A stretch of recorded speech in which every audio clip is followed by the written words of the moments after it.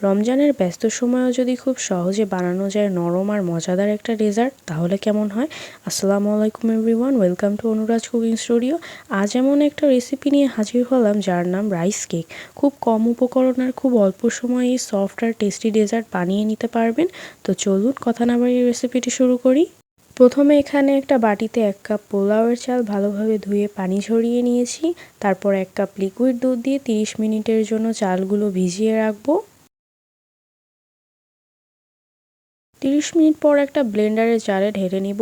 তারপর রুম টেম্পারেচারে থাকা 3টা ডিম, 100 গ্রাম কনডেন্স মিল্ক, 1/4 কাপ সয়াবিন তেল আর 1/4 কাপ চিনি দিয়ে ভালোভাবে ব্লেন্ড করে নিব। তবে আপনারা চিনির বদলে শুধু কনডেন্স মিল্ক দিয়েও করতে পারবেন, সেই ক্ষেত্রে 200 গ্রাম কনডেন্স মিল্ক দিবেন।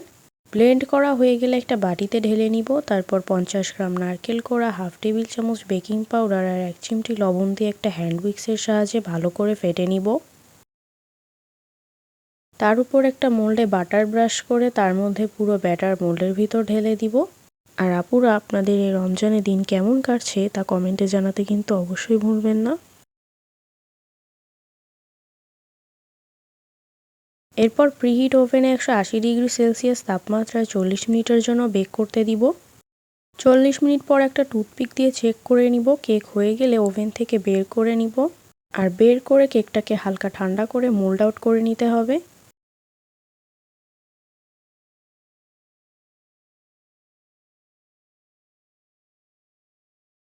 তো এই ছিল আজকের সহজ আর মজার রাইস কেক রেসিপি।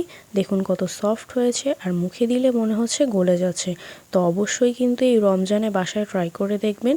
তো আশা করি আজকের রেসিপিটি ভালো লাগলে like, comment, share and subscribe করে পাশে থাকা বেল আইকনটি ক্লিক করে দিবেন। আজকে এই পর্যন্তই। সবাই ভালো থাকবেন, সুস্থ থাকবেন। আল্লাহ হাফেজ।